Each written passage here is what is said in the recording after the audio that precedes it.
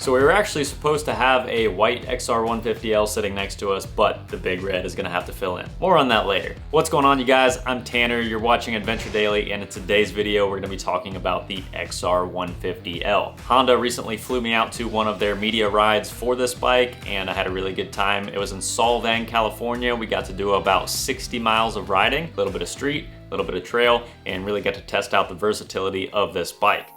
So a little bit about the 150L. This is not a new machine. It's actually been around for about 20 years. It's popular in Thailand and it's big in Latin America. And it did get an update in 2013, which is the bike we have now, but it is a super affordable dual sport. The MSRP right now is at $29.70. So for a little bit over $3 grand, you can get one of these out the door and do a lot of cool riding. So I am a little bit biased towards the smaller bore bikes. I've had a lot over the years, starting with the Grom, we've had a Trail 125, Navi, the Monkey, a couple scooters in between, and I really just like the smaller displacement bikes because you can ride them harder. Now I'll have another video just from the ride and the full GoPro clips and everything like that. Once you get off of the straight roads and into some twisties, you can really ride them to their max versus a higher power bike. You can't really do that unless you're a professional or in a safe environment. So price being one of the biggest selling points of this bike, what else is there? Economy, 124 miles per gallon. Coupled with a 2.8 gallon tank, you can go a really far distance on one tank of fuel. So if you're gonna use this as a commuter, this is a great gas saver. It also has a really low seat height, so it fits a wide range of riders. That all sounds good on paper, but how did the bike actually feel? So as soon as I turned the key and hit the starter button, I was blown away on how smooth everything felt. And it's definitely inviting to ride, no intimidation whatsoever. Pulling out on the road and getting up to speed, the gearbox was really smooth, shifting through the gears. This only has 5 speeds, so you are limited as far as how fast you can go. Now Honda claims that this is a highway capable bike or highway speed capable. That's a bit of a stretch, but on flat ground you are able to get up to 60, 65 miles an hour and maintain that comfortably. I used to get a lot of questions back in the Grom days about holding it wide open. The Grom at the time had 4 speeds, so we would be holding it 4th gear wide open for hours at a time. And a lot of people would be concerned that that's doing damage to the bike. And yes, things are gonna be hotter. Yes, there's gonna be a little bit more wear, but with the lower compression that these engines are outputting, even at that RPM, they are not working very hard. So don't be scared to bump this bike up into 5th and just leave it pinned. So we got to rack up a few road miles. We ended up stopping at a coffee shop and in true dual sport fashion, just kind of got to test out the versatility of the bike. I feel like most people that buy this bike, this is kind of similar riding to what they're gonna do. But as you guys can imagine, I was itching to get off of the beaten path and try this thing out in the dirt. So after hitting a few more twisty roads, we made our way to a ranch where we had some trails to play around on. And man, this is where the fun began. All right, time to spin a few laps at the ranch. This isn't even dirt, it's like sand.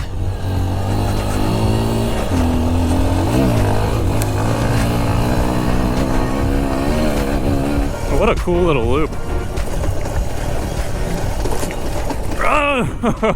So this bike is not a dirt bike by any means. It's meant to do casual trail riding and some fire roads. You just don't have the suspension travel and the power to really do anything crazy. But I think a lot of you will be surprised on how capable this bike is. There were some very good riders in the group, and one of them, Seiji, he actually trained motocross riders for a number of years, and even him, he was having a blast. So we got to do a little bit of single track, and we were getting up there in speed and really putting it through its paces. As you guys know, I like my enduro riding and my wheelies and log jumps and stuff like that, so with a little clutch dump, you can get the front wheel up, and everybody enjoyed watching that. I tried to make the most of every minute that we had at this place to really test out the off-road capabilities of the bike because that's what interests me the most. And man, I would say for 9 out of 10 riders looking for a dual sport, this is all you will ever need. This was all done on the factory tires too, which are very street oriented. It is a weird wheel size. It's a 17-inch rear and a 19 front. So you're more limited in tire options if you want to go more aggressive. So if you're looking for something more capable, there's bikes like the 300L, and the 650L is still being produced. I should also mention in the dual sport category that I've had almost every L bike. We've had a CRF 230L. We've had the CRF 250L. That's when my channel really blew up. And you guys know I had a lot of good times on the 300L. So we've pretty much tested and owned every L bike in the lineup except the 650. That is the one that's got away. For some reason, I've never been interested in that bike and I've just never tried it out. A lot of people have wanted me to over the years, so who knows? I do like the new white color.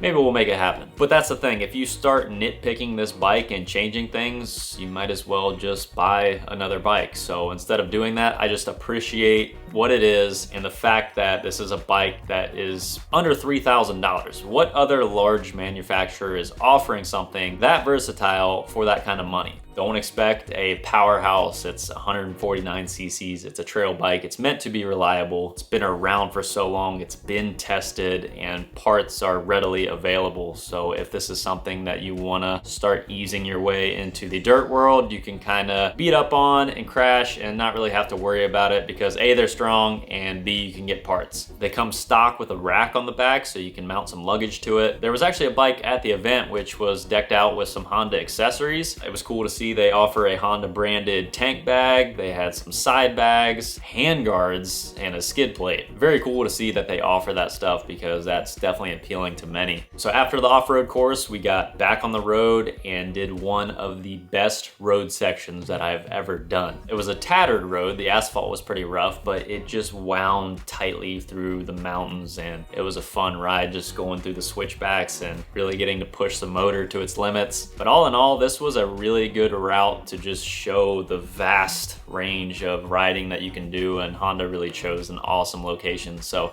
good job, Honda. I guess that leads me into my final talking point of who this bike is for. So as mentioned in the beginning, I was supposed to have one sitting next to me. And unfortunately that fell through for now. But even for me as an experienced rider, I had a lot of fun and it is something that I would own. It's an awesome piece of history that I'm glad they brought to America. If I have a beginner that's asking me what bike to get and they have any interest in off-road at all, 150L. This would be a great bike to get your license on and learn all of the necessary skills. It's really just a little Swiss Army knife of a dual sport, and for the price, I think it just makes sense. Having owned all of those other small bore options, I would recommend it at the top of the list. You get way more for your dollar and the amount of riding you can do is pretty much endless. The only thing that I can see steering some riders away from it is the looks. It's not the best looking bike, looks a little bit dorky, outdated. I can see why the Grom or even the Navi would appeal to some of the younger generation, but don't judge a book by its cover. The 150L is a really awesome bike. So that is my first impressions on the 150L. Once again, thank you to Honda for having me. It was a really awesome experience,